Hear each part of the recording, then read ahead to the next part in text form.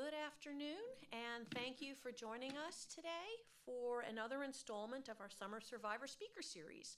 My name is Dr. Sarah A. Bosch Jacobson. I am the Chief of Education here at the museum, and today you are going to be listening to a second-generation survivor speaker, Mrs. Martha Gaswirth, who will be sharing her father and mother's stories with you, Leon and Libby Baxt.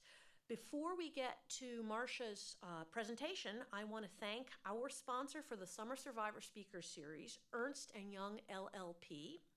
And I'd also like to extend a thank you to our community partners for this series, Avance North Texas, Communities Foundation of Texas, Educational First Steps, Faith Forward Dallas, George W. Bush Presidential Center, International Rescue Committee in Dallas, Legacy Senior Communities, REACH of Dallas, SMU Human Rights Program, and Texas Holocaust and Genocide Commission.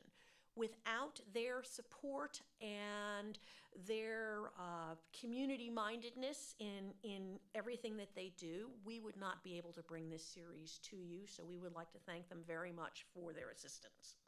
So, as I had noted, today we will be hearing from Marsha Gaswirth, whose father, Leon Baxt, and mother, Libby Baxt, were both partisans during the Holocaust. It's an unusual story. It's a very interesting story. And I am going to leave you now with Miss Marsha Gaswirth. Hello, everybody. My name is Marsha Gaswirth, and I'm pleased to be here and happy to have you all come and watch this story of my father. And it's really titled Defiance and Hope, because we all have defiance in us, whether we're young or old or indifferent, but there's always hope at the end of the tunnel. And I hope you all know that and appreciate that. So my father always said, they can take everything from you, your money, your house, your home, whatever, but the one thing they can never take away from you is your mind. So with that, let me tell you the story. This is a picture of the copyright that we have, so we'll move on. My name is at the very, very top because I am second generation. What is the second generation? It is a 2G whose parents were in the Holocaust, and you can see the family tree.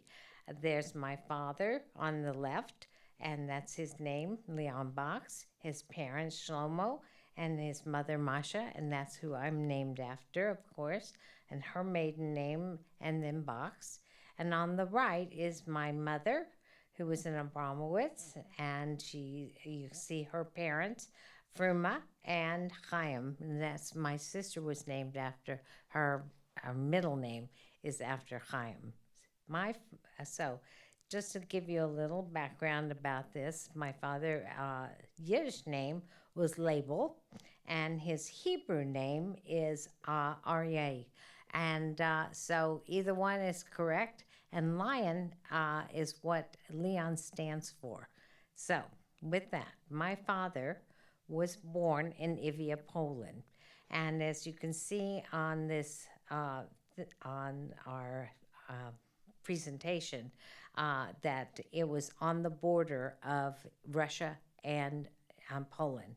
And as you might know from history that you had, that the border kept moving. One time it was part of Russia, then one time it was part of Poland. So my father was actually born in Russia, but my great-great-grandparents did not like being in Russia because of the Tsar, so they went on the other side and were on the Polish side where he grew up. But you can see his town. They were very poor, and it was a poor town. And my grandfather was a merchant, and my grandmother was a teacher. In fact, she taught 4 different languages, and it became very good for her because she became an interpreter, but I'll tell you about that later. And so here's my father speaking and telling you about what it was like before the war in this little town. And if you look on the right, you see his family, which is his mother, his father, his brother, my Uncle Jason, and then, of course, my father and his two sisters. Here's my dad.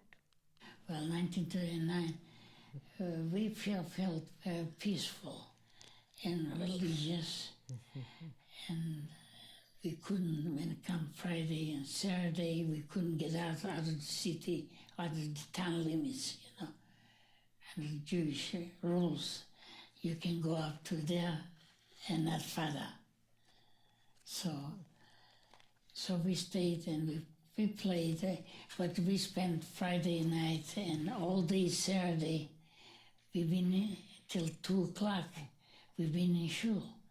My father wouldn't let us go out and play or anything like that. You know, some kids, you know, when they read the Torah, nothing was going on. So some of the kids went outside, went to play or something. My father would never allow us to play. Either he believed in education, and play is when you have the time. Homework, school, and make sure he was punishing us if we didn't make a very good grade. You know, we were punished. Well, just to give you some background, I should tell you what a shul is. A shul is the same word as what we call synagogue today in America. So this is a Yiddish term, and also the fact that my father wasn't always this way. He was more like a teddy bear, you know, very gentle person. So it's 1939, and here come the Nazis. They invade Poland in September of 1939, but they only take half of Poland. The other half was taken by the Russians. So you have the Russians from the east coming west, and then you have the Nazis coming east. And Poland was divided in two. And so this, of course, my father was on the Soviet side, and the Soviets did not believe in religion of any kind. So there were no more synagogues to go to. There was no religion whatsoever. Catholics, everybody pretty much were the same. Now remember that the Soviets are under Stalin at this point. So, and Stalin is not the nicest person in the world, but then, you know, that's what my father's always taught me, that this was a difficult time. But so when they came in, they took over the towns, and my father used to be part of the workforce. And Jews were not allowed to go to school anymore, and if they were celebrating any of the Jewish holidays, they had to do it in secret. In the basement or the attic, and I kind of the way I would compare it to would be like the Christians, you know, did the same thing back when, you know, before Christ died. But so it gives you an idea of what life was really like. Also, they, you know, it was I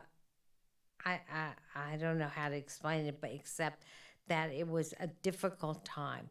And Russians were actually another form of an enemy, because they did not like the Jews any more than the Nazis. And it wasn't just the Jews.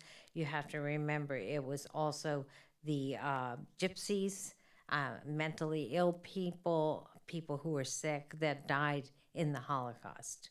So here's my father to tell you about what life was like once the Russians took over.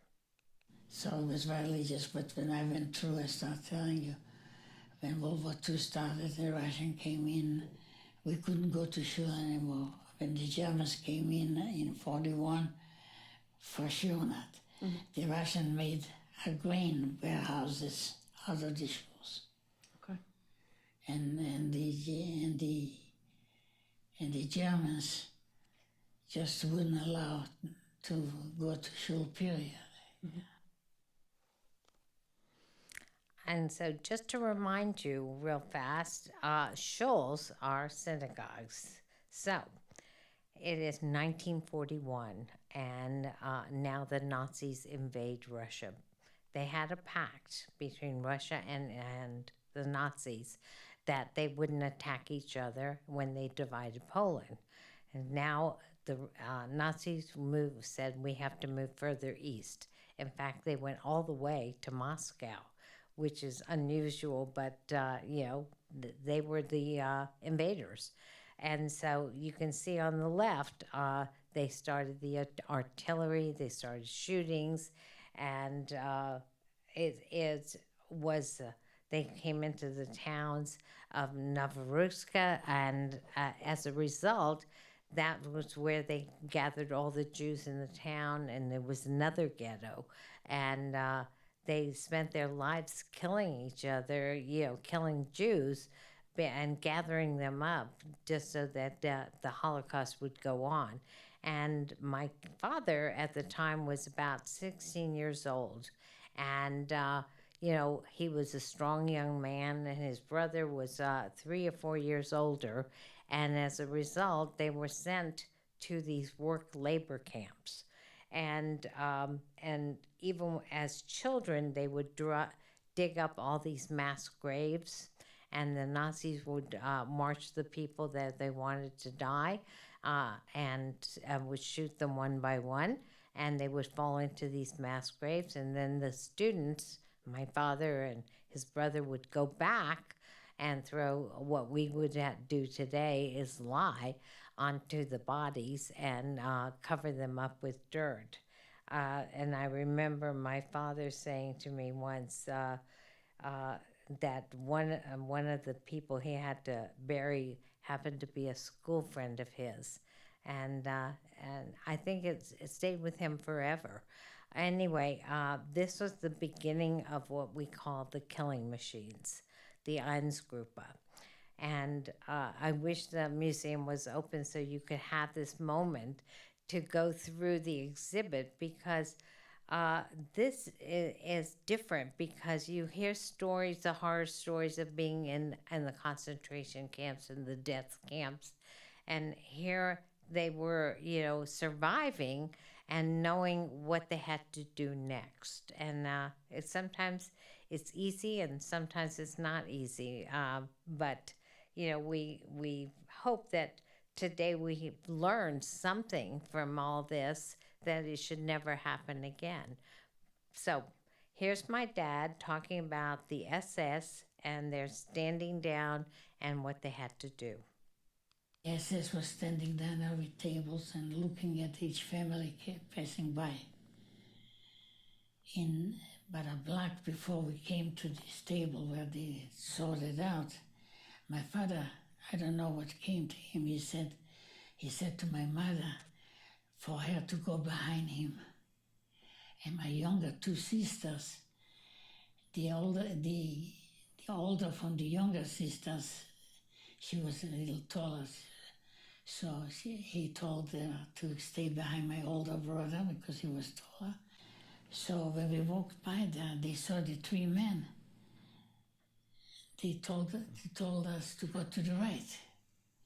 So while we were turning to the right, my father grabbed my mother for her hand and pulled her in front while we was turning. And the two little sisters went in front of me and my brother. And so when we went to the right, they saw the backs of us, and the woman was in front of us. And we went on, and we were saved. Intact. And by all my uncles, my aunts, and my first cousins, they all perished. Next day, they give us shovels and to go to the mass graves. And we saw both graves are full all the way to the top. Men, women, and children together. And the clothes, what they took off, was piles of children's clothes, shoes, women's clothes and men's clothes right by it. And then we start filling up with dirt. a few feet on top of it. So while we were doing the covering up with the dirt, I don't recall it, but we were so scared, But we heard voices in the graves saying, don't bury us, we are alive. In other words, some of it fell into the graves without getting a bullet, and some of it got wounded, And they were overnight together, lying like sardines, one on top of the other. So when they start begging and yelling to us, don't bury us, we are alive. So the SS was right with us, and he heard the talking, So he noticed that a few of them is alive. He took out his pistol from his holster, walked up close to the mass grave, and point blank shot him in the head.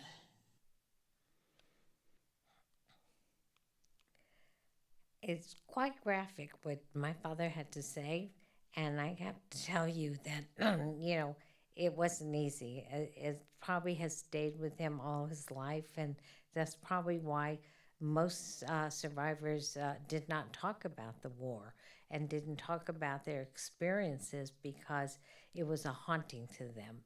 And so here's another picture of my father having to separate from his family.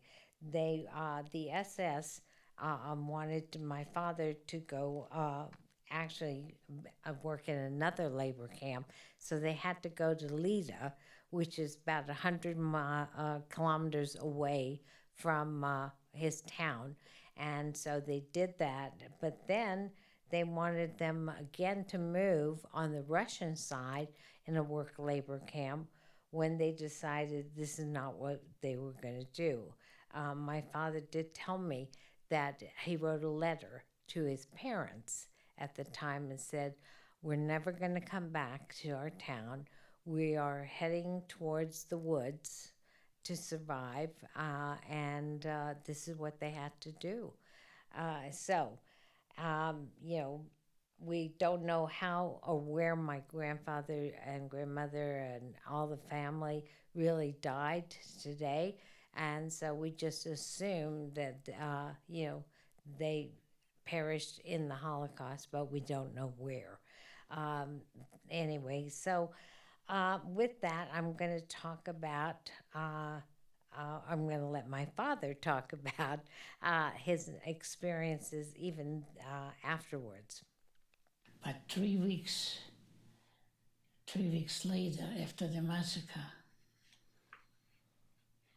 the German demanded 200 youngsters to deliver to them to go to a camp, to a labor camp.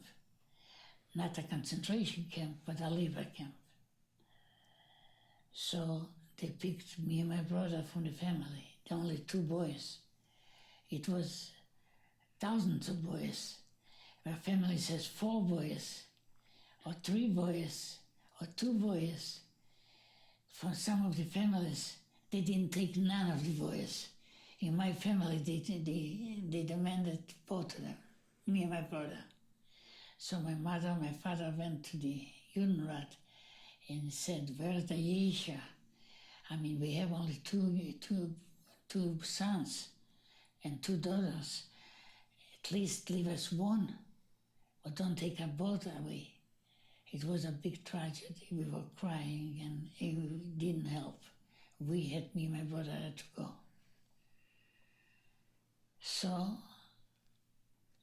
a while later, a few months later, while we were in the labor camp, our job was on the railroad station. I want to explain what a Judenrat is. A Judenrat was the Jewish council in town. And so what my grandparents were asking for is that they had 2 sons. At least leave them one son that would survive because they didn't know what was going to happen. And of course, they were denied that. And that was what Judenrat stands for. So they decided, there was about 20 of them. They had been loading ammunition and supplies on boxcars to go to the front line where the Nazis were. However, they decided, after they were told that they had to leave Lida and go to another work camp, they decided they didn't want to go. So with the guns that they had stolen and the ammunition, and they built all these makeshift weapons, they decided that they were going to go into the woods. They knew what their fate would be, and so, had they been caught with the guns they were stealing and they put them in their coats, they would have been killed automatically. There was no question. So with that, they gathered up their guns, and as you can see, they started walking into the woods. And this is when my father wrote the letter to his parents that they were never coming back and that they were going to fight no matter what to the death, and they were going into the woods.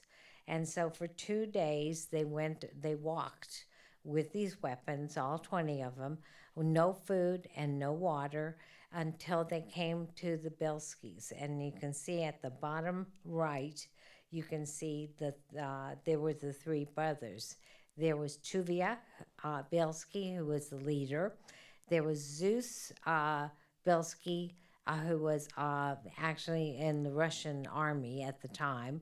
And then there was Azel, and then there was Aaron. And so when they met up with the Bielskis, they weren't that many. There was maybe 600 of them at the time. And so the next slide I'm going to show you is the camp itself. And so on the right, you'll see where the bunkers were made that were underground, so that planes flying overhead would not be able to see anybody. And on the left were some of the survivors that were in the camps. And this was filmed, actually taken a picture by a journalist who's still alive that spoke, and I got the privilege of hearing her. But she took that one picture of them as a group. So they joined the Bielski Brigade, and I have to tell you, it was probably one of the famous ones because they not only took scholars, they took women and children and rabbis, and they put them to work. And as you can see, they built an entire town. They had a millinery, they had a cobbler, they had a hospital, they had a mill, they had a school for the kids to go to. And these people, of course, couldn't carry arms and couldn't fight. So out of all these people, maybe 149 actually did go out on reconnaissance and to save these people. Most camps, like my mother was also in one of these camps, and they are very close to Novoruska, because what I want to say is it was near the forest, and Belarus is where they went. And one of the things was that the artillery they didn't have roads, so artillery couldn't get to them, and they couldn't get tanks, they couldn't do all this stuff, so there was no way they could get into the camps. I know that they went from a small woods into the Novobuki forest because they were attacked by the Germans at the time, and as a result, they were pushed forward, and they had to cross a major river. And of course, a lot of people did not swim, and so they had to improvise. And by improvise, I mean you have clothes on. And so you have to think very quickly, how are you going to get these people across this huge river, especially children who can't swim? And the men all took off their belts and made a chain like a rope. And they did cross that river, and they saved all those people. So you have to be innovative. You have to think out of the box kind of thing. And they did. So I give them a lot of credit for that. So they went into this forest, and that's when they built the bunkers and so forth. And it helped them survive. My dad and his brother were on the food reconnaissance. And so as a result, they had to go out and get food every 10 days for the camp in order for people to survive. So they would go to the farmers in the villages and whatever and ask them to give them cows or chickens or eggs or whatever. And if they didn't, they would torture them or they would actually kill them because survival was all they could think about, and survival meant feeding these people. So, with that, I'm going to let my dad talk to you a little bit more about his life in the woods. Oops, I went the wrong way. Sorry. After a while, it was too many of us in the small woods. We decided to cross a big river. And after we crossed the river, we went into the forest in Aliboki. And when we came to Naliboki, we deep in the woods, I would say 15 kilometers inside. And you didn't have a road, a regular one, just for a horse and buggy just to come through it, you know. So when we came there, we dug bunkers because the Germans couldn't come in with heavy armament or tanks because it was no highway. Mm-hmm. Everyone had a different assignment: blow up trains, burn down bridges, blow up bridges, interrupt the communication, you know, cut down the poles, you know.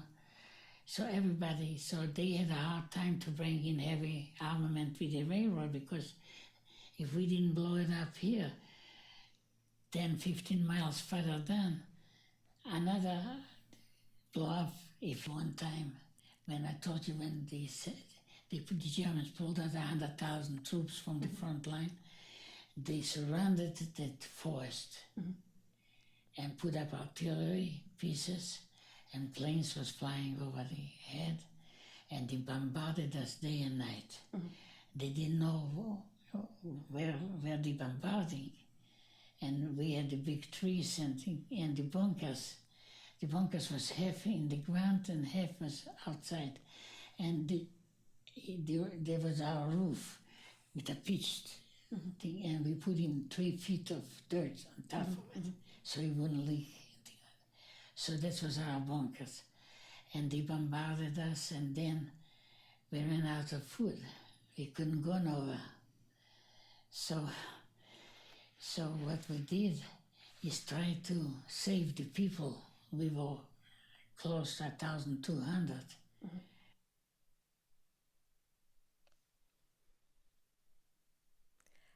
With that, I'm going to go to the next slide, which shows you the actual bombing of the forest. But you can see the destruction. What they were doing was bombing the railroads. The planes were dropping artillery. They didn't know where the partisans or the resistance fighters were. So they just dropped their bombs wherever they could. With no regards to life, limb, or otherwise. And luckily, they were basically underground, so it kind of saved them. And there were so many of them, you know, it's hard to say, you know, that they did the best they could because I wasn't there. But according to my dad, you know, their immediate concern was always the survival of whoever was there, that was, you know, children and parents and religious people, so that there would be a future. And so, not long after, my uncle decided, unfortunately at the time, but smartly, that they had to separate. And I'm going to let my father tell you why they had to separate. I knew where to go and what farms there is, and we brought in food. We used to go every 10 days. We used to go pick up food and bring it so everybody has something to eat, and then turn around and went back for another assignment. And then, about 6 months before the liberation, my brother came up. I don't know. We were just like our parents, like my father, having common sense. So he started thinking to himself, he said, we're the only two survivors from all our families. I don't want you to go with me anymore. My brother comes up to me, and I didn't like it because I want to be together with him, We went through the massacre, we went through the labor camp, and we came to the underground, and now we have to be separated. He said, yeah, we're going to be separated. In case something happened to one of us, at least one will survive. When he told me that, I started thinking about it, And I said, okay, so I agreed to it. I think this was the hardest decision my uncle ever had to make for my dad, and that was to separate because he was right. If one of them, at least one of them survived, it meant everything in the world because family was the most important thing in life. And now comes liberation. It's June and it's 1944 and the war has ended. And you can see on this next slide of the Soviet liberation of the old towns, and the enemy is going backwards now, back to Germany. And so you can see that the Russians come in with artillery tanks, and how the people greeted them. They didn't know what to do. Most of you have seen Schindler's List, and that is a good indication of what it was like when the Russians came in for liberation. I think the Russians didn't like the Jews any more than the Nazis, but they were part of the Axis. And so my mother went to her town first to see what was left. And unfortunately, her town, which was Zettel, was completely destroyed. And my mother was actually in another camp, a Russian camp, that was 25 kilometers away from where my father was because of a younger brother that she had to save also. And her older brother was already in the Russian army, and so it was up to her to make sure that he would survive. Anyway, then she went to my dad's town of Ivia, where my father was like an MP at the time, telling people where to go, what to do. I mean, remember that they had a new homeland, basically. They were no longer in the woods. They had to reassimilate themselves, learn about laws and people, and they're trying to find their families. I mean, it was a chaotic time. And so my mother met my father, and of course, as the story goes, they fell in love.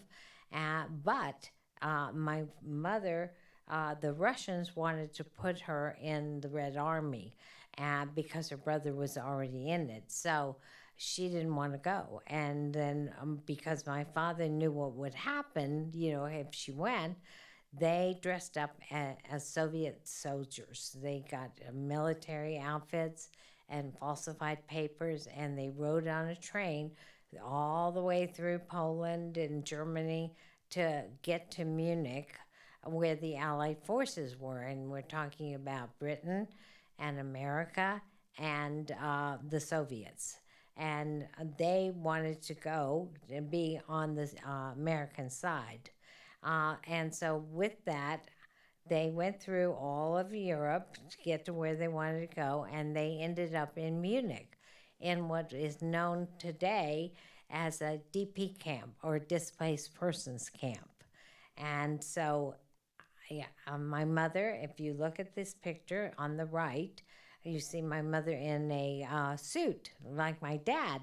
And she actually was 4 months pregnant with me. And on the left, as you can see, was her mother, was actually holding me in this displaced person camp. I was a small baby at the time. So, when they talk about immigration, I was an immigrant too. So just know this whole country is made up of immigrants from somewhere.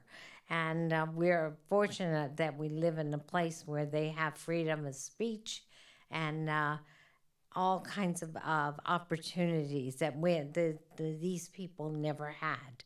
So, they decided they wanted to go. My father wanted to go to Israel. His brother was part of the Zionist movement, and as a young boy, he was part of the Igun. Menachem Begin was one of his best friends. They basically grew up together, but anyway, their papers were stolen. And as a result, they had to wait another 3 years to get new papers in order to come to America.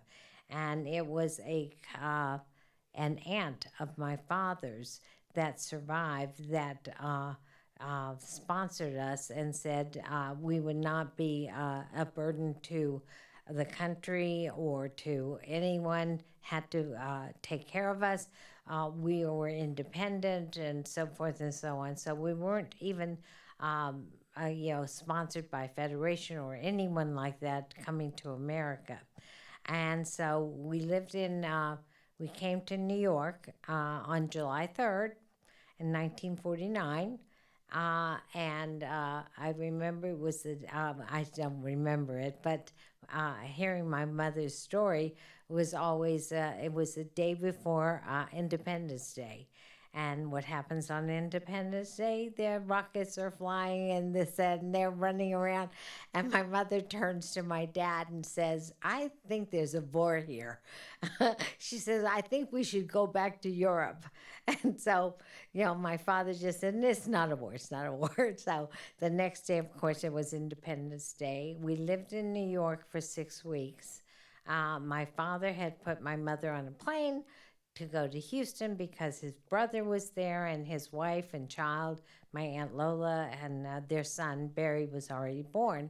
And so this, as the story goes, that I think, is that whether my mother liked Houston or not, it was immaterial. She was not getting back on that plane.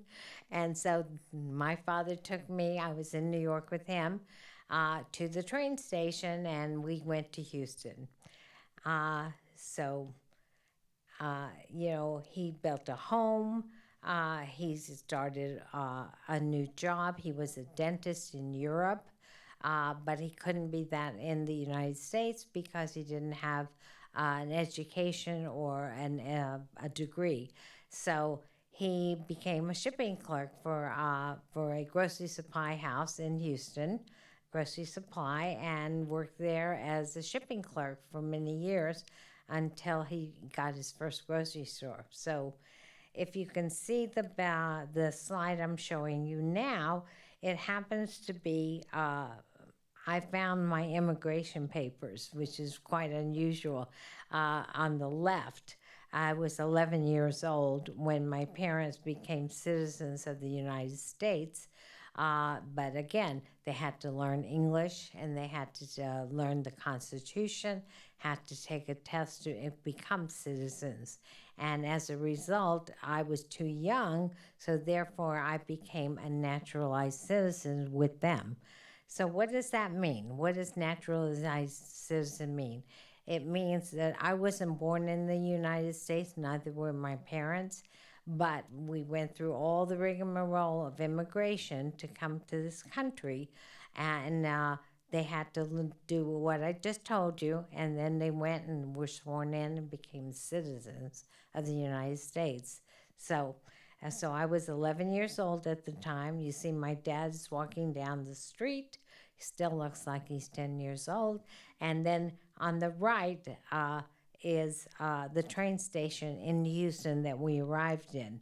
And you will see, I saw my mother, and I immediately ran to her and jumped in her arms. And I don't know, her back is to the camera. But you see my dad, who's in an Argyle sweater, and probably looks like he's 12. And then one of our very dear friends, who is also a survivor in Houston, his name is Morris Penn, was getting off the train at the time. This picture is immortalized in the Houston Holocaust Museum at the very end of the partisans, showing the immigrants coming to America. And with that, I'm going to let my dad tell you some more things.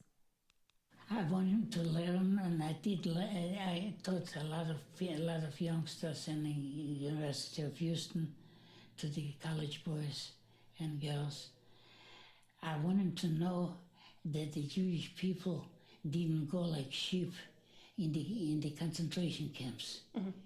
None of them knew that the young people in the thousands joined the underground. Not only in our woods or in the other woods, where my wife was.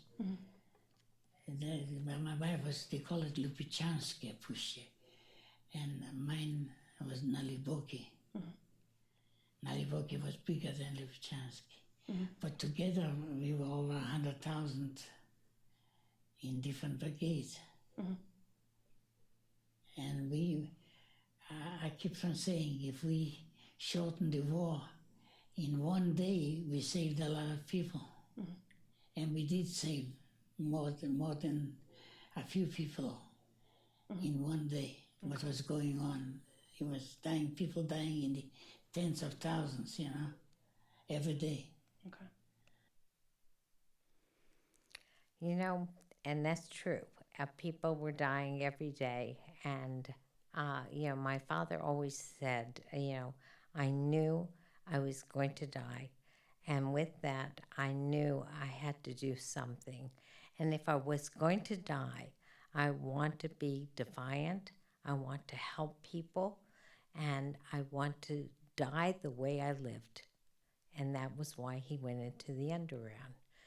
And, Hitler would probably turn over in his grave to know the legacy that he left. My father is still alive.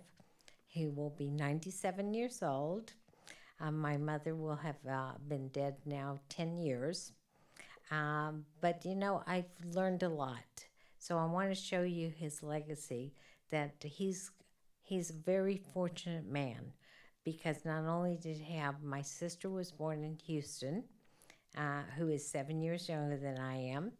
And this slide, if you look to the left, my father and my mother are holding my children, Stacy and Brad. And on the bottom was our Thanksgiving dinner together. That was my dad and my mother. In the middle, you see the wedding, my daughter and my son-in-law, Paul.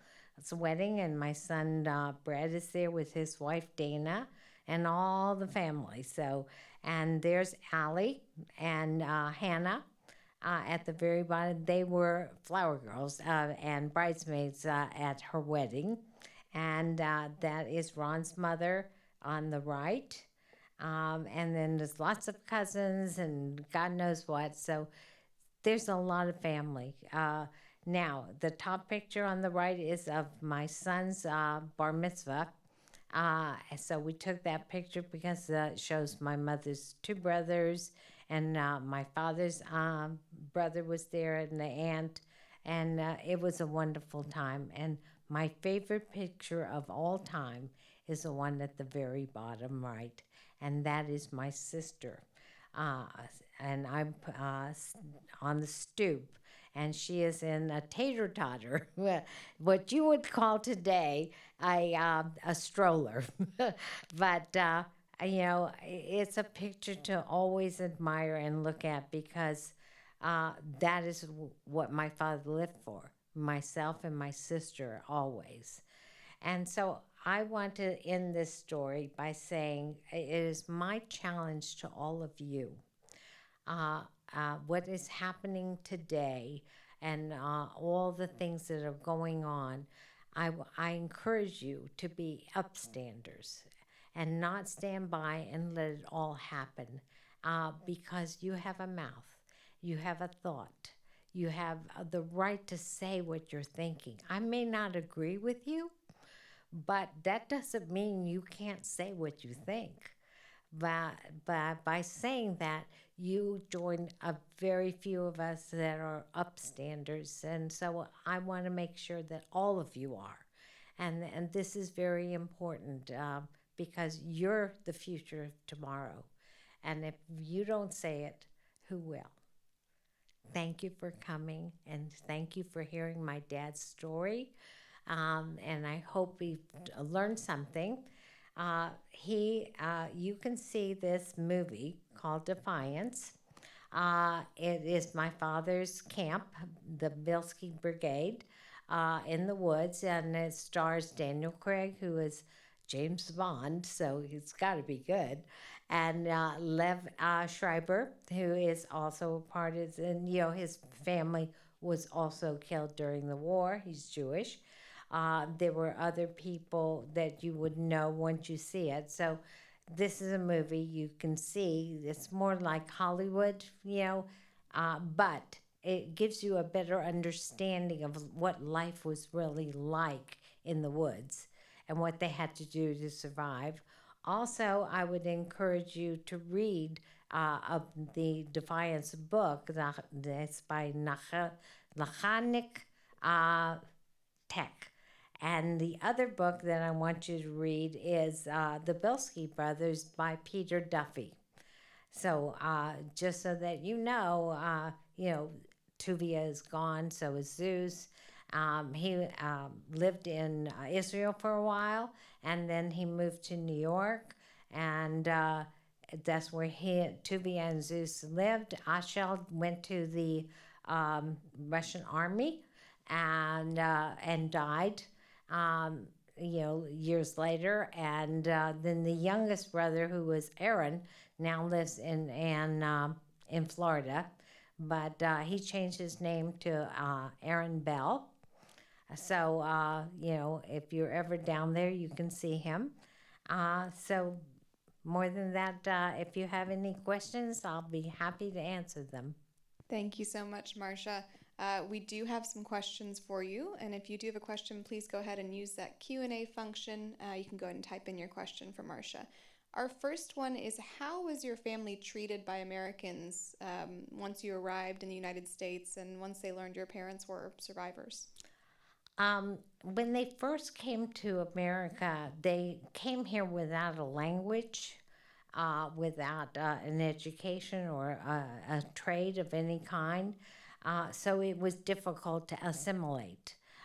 When we moved to Houston, right after we moved to Houston, I contracted polio.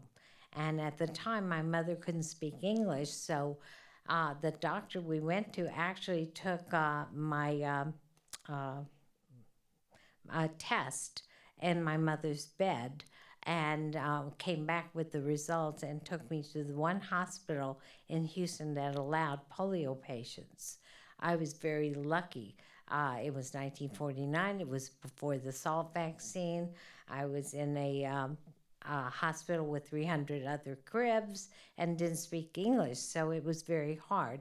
But I have to say that they lived basically in the ghetto, because they would live with other survivors who understood them and understood where they came from. So assimilating to Americans was difficult because they did not speak the same language. They had an accent.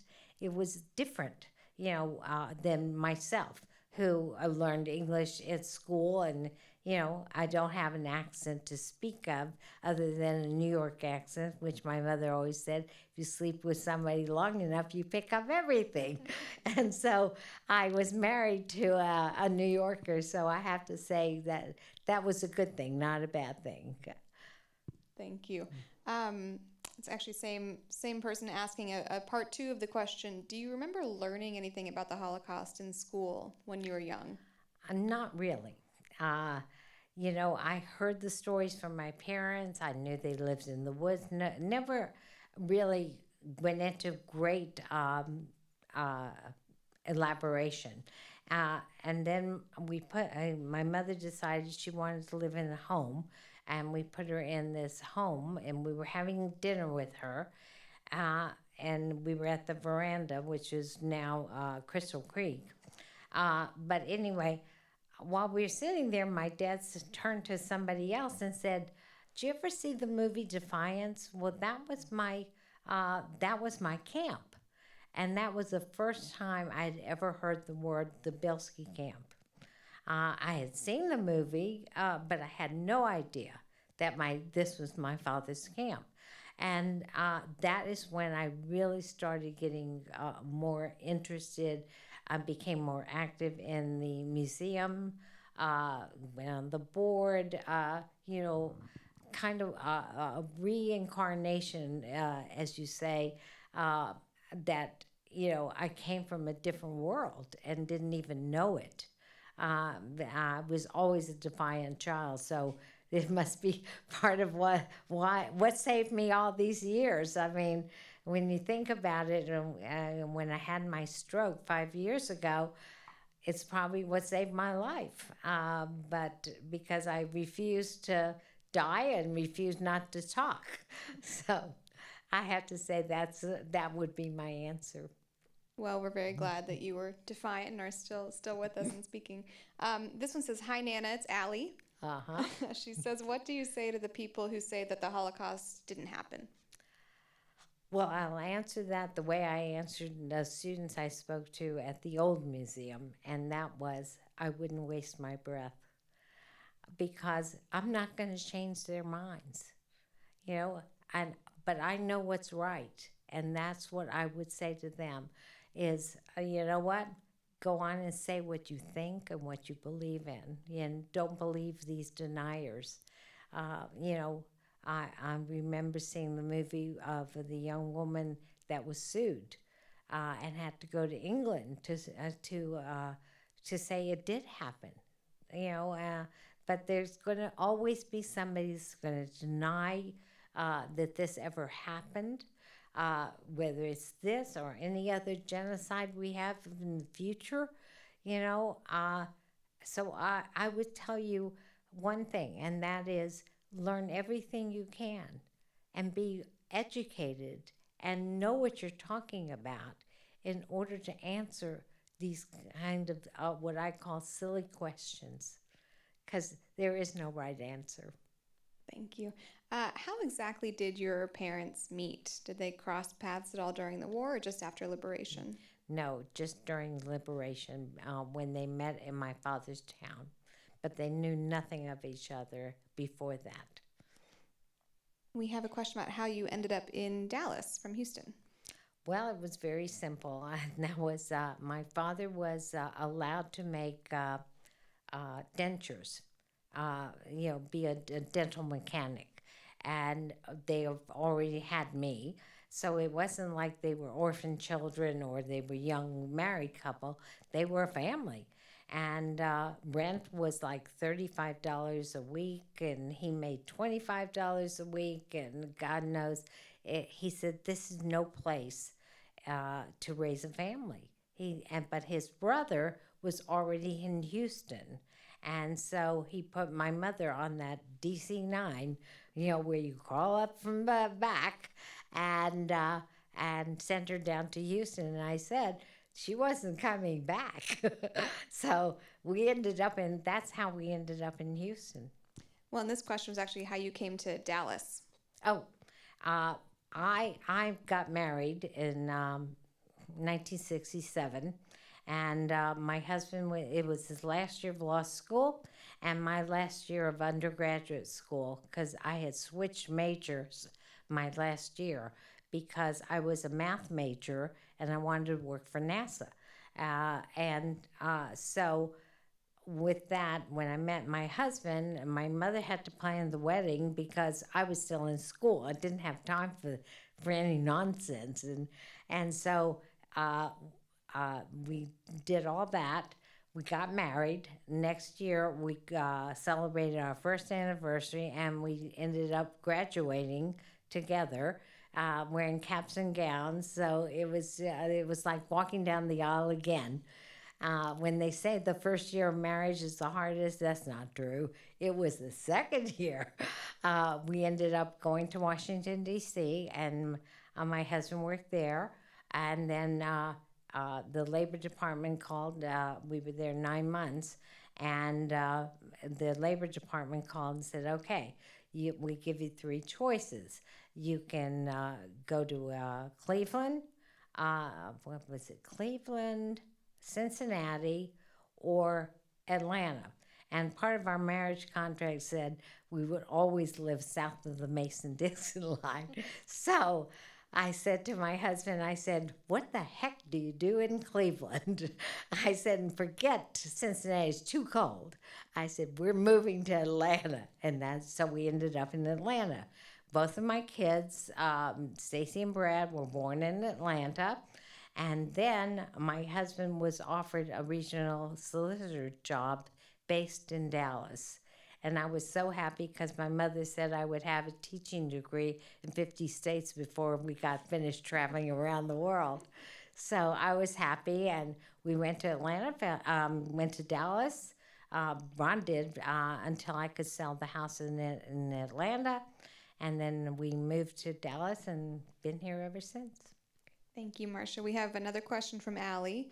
How did your parents' experiences during the Holocaust affect the way they raised you, or what do you think?